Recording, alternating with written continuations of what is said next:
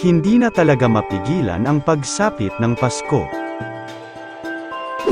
Mga naggagandahang display at mga pangregalo.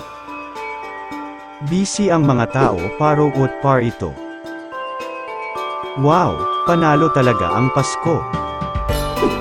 Marami rin ang namamasyal. Mga sale na damit. Mayroon ding giant Christmas tree.